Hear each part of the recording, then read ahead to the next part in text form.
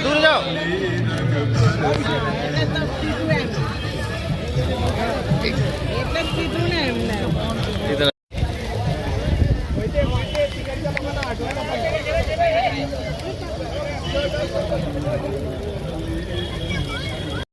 पीछे हो जाओ, आ रहे हैं घूम के।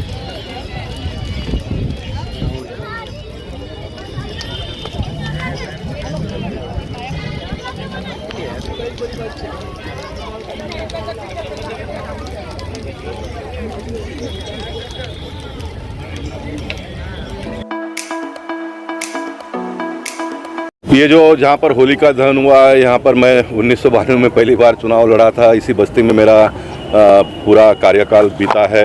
55 साल इस बस्ती के स्लम में रहकर मैंने अपने जीवन को गुजारे हैं और मुझे बड़ी खुशी है कि इतने लंबे समय तक मैं इस बस्ती के लोगों को लेकर साथ में चल रहा हूँ। जैसे मेरी लोकप्रियता बढ़ती गई, पद बढ़ते गया, प्रतिष्ठा बढ़ती गई, लेकिन जूनी परंपरा को हमने कभी छोड़ा नहीं।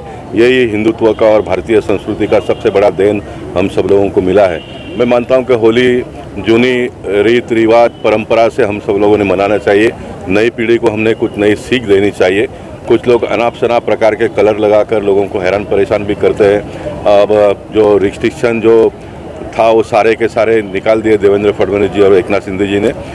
जो पहले हम देखते थे कि बड़े पैमाने पे फुगे वगैरह मारे जाते थे और उससे बड़ा तनाव भी कभी कभी पैदा होता था।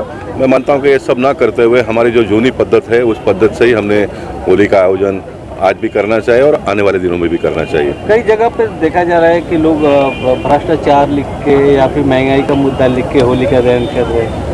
तो निश्चित देखिए, लोकशाही है देश में, देश विकास की ओर बढ़ रहा है, बहुत प्रगति कर रहे हैं हम, लेकिन महंगाई भ्रष्टाचार तो बड़े पैमाने पे पनप रहा है। मुझे अभी आने में 20 मिनट लेट हो गया।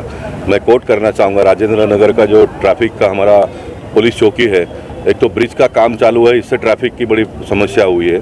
और पीक आवर्स में व्यवस्था में बैठे हुए लोगों को मैं आह्वान करना चाहूँगा होली के माध्यम से कि पीक आवर्स में कोई भी हवलदार नहीं, कोई भी गाड़ी रोकनी नहीं चाहिए, गाड़ी रोकनी नहीं चाहिए। अब 2 लोगों का मैंने वीडियो भी वहाँ पर निकाला।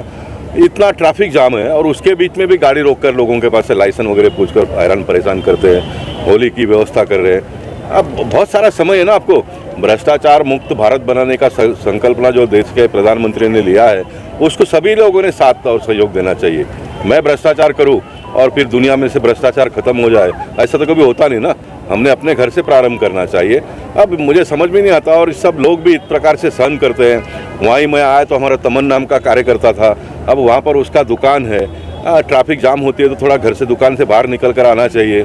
जो 2-3 पुलिस, मैं 3 पुलिस लोगों को टच किया, तीनों कोई काम नहीं कर रहे, तो कैसे ट्रैफिक की समस्या हम दूर कर पाएंगे। इसलिए भगवान सबको अच्छी बुद्धि दे ताकि देश के लिए अपना जो भी योगदान है, जिसका आपको तनख्वाह मिलता है, कुछ लोग तो बगैर तनख्वाह लिए बहुत सारा करते हैं, लेकिन जिनको तनख्वाह मिलता है वो तो ईमानदारी से काम करे।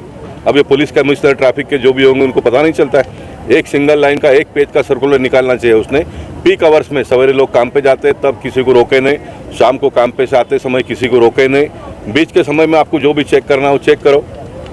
आज सब हमारे देश के लोग हैं ना, सब हमारे देश के लोग हैं, इसलिए ये मेरी अपेक्षा है, देखेंगे क्या होता है। यहाँ पे होली दहन का कार्यक्रम किया गया है, क्या मैसेज दे रहे हैं? ऐसा है कि गत 15 साल से गोपाल शेट्टी जी ने एक पर्याय रखा कि ये जो सप्ताह मैदान है ये पवित्र मैदान है, इसमें हम आसपास के जो 20, 25, 40 इमारत है इनके लोग यहाँ आकर सामूहिक होली मनाते हैं और एक बिल्कुल स्वच्छ पवित्र ऐसे वातावरण में बहनें आती है, माताएं आती है, होली की पूजा करती है और एक बहुत ही बिना डर के, बिना किसी इसके ठंडाई जलेबी पापड़ा का आनंद लेते हुए, पारंपरिक जो खजूर बताशा की मिठाई प्रसाद है उसका आनंद लेते हुए हम लोग यहाँ पर युवक मंडल और पोइसर जिमखाना, मैं युवक मंडल का अध्यक्ष हूँ, मैं सबको होली की बहुत बहुत बधाई भी देता हूँ।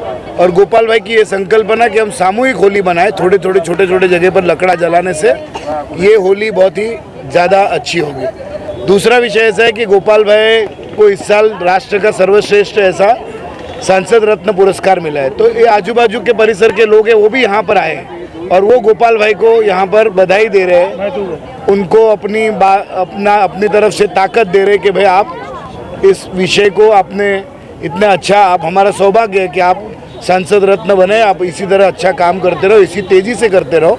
इसके लिए शुभेच्छा देने का भी एक कार्यक्रम युवक मंडल ने यहाँ पर किया है।